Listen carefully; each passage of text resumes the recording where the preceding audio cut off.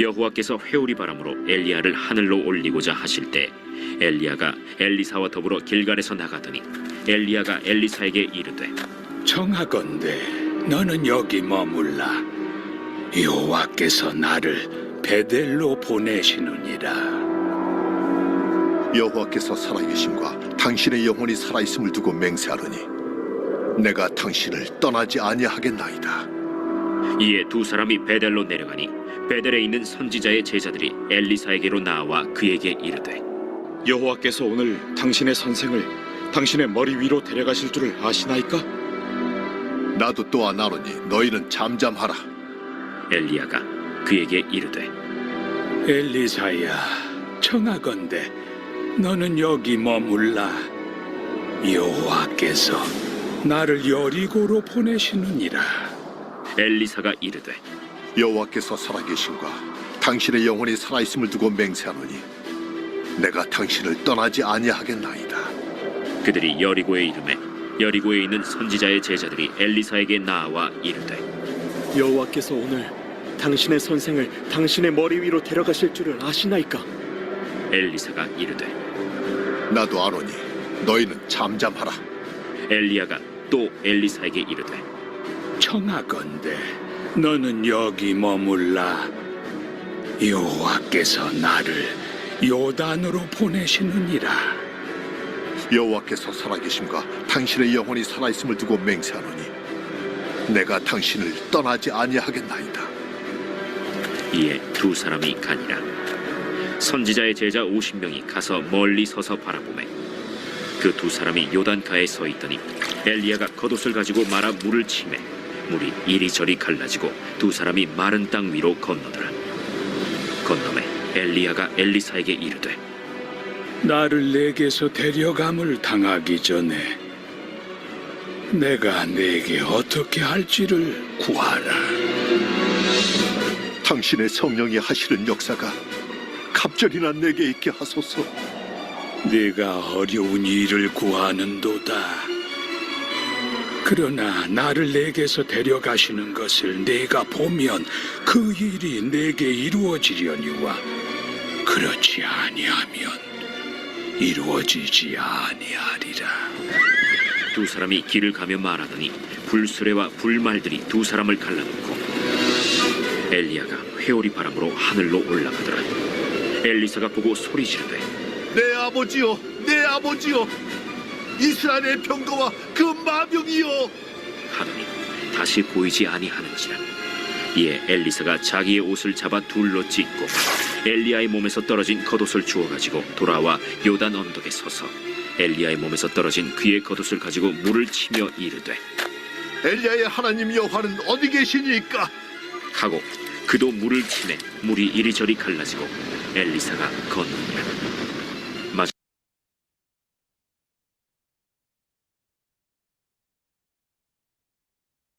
네, 오늘 본문 말씀은요, 엘리야의 사역이 엘리사에게 전수되는 말씀입니다. 네, 엘리야는 하나님으로부터 사명을 받았습니다. 엘리사를 선지자로 세우는 사명을 받았습니다. 엘리야는 엘리사를 찾아갔습니다. 선지자로 불렀습니다. 기름을 부었습니다. 엘리사는 농사를 짓는 일을 멈추고 선지자의 길로 나갔습니다. 엘리사는 엘리야를 따라다니면서 선지자로서의 훈련을 받았습니다. 하나님께서 엘리야 사역을 이제 은퇴시키셨습니다. 영광스러운 모습으로 은퇴를 시키셨습니다. 하나님께서 엘리야를 하늘로 승천시키시는 축복을 준 것입니다.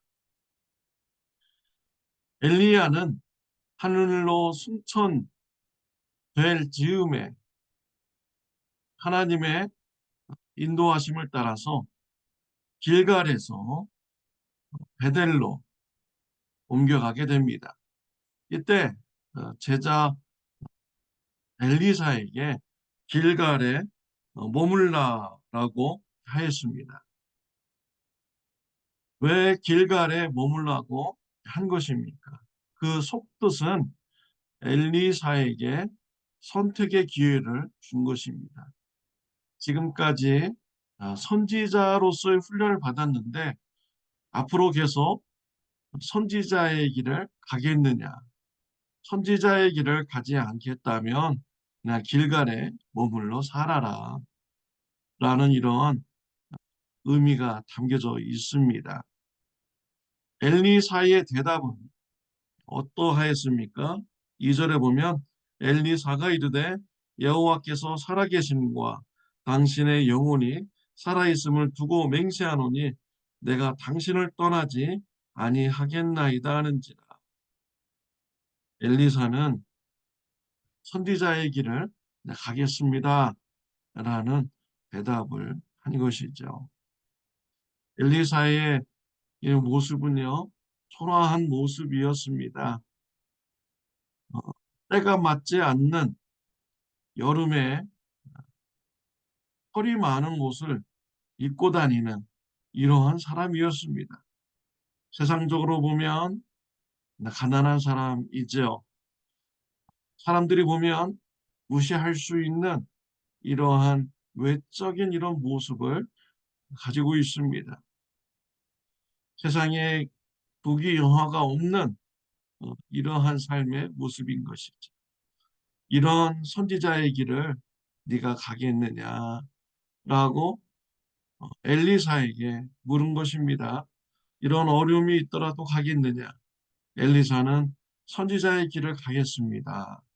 라고 대답을 하였습니다. 엘리야와 엘리사는 베델로 갔습니다. 베델에서 엘리야 선지자는 여리고로 가라는 음성을 받습니다. 떠날 때 엘리야는 엘리사에게 베델에 머물라라고 하였습니다. 또다시 한번 선택의 기회를 준 것이죠. 엘리사는 선지자의 길을 가겠다고 엘리야와 동행하겠다고 말합니다. 여리고로 갔습니다. 이제 하나님께서 여리고에서 요단으로 또 옮기십니다. 엘리야는 엘리사에게 여리고에 머물라라고 말하죠. 여러 번의 이런 기회를 준 것입니다.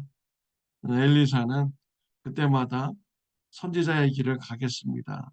라고 하면서 엘리야와 동행하였습니다. 요단강 앞에 섰습니다. 요단강을 엘리야가 자신의 겉옷을 들어서 저으니 요단강에 갈라졌습니다.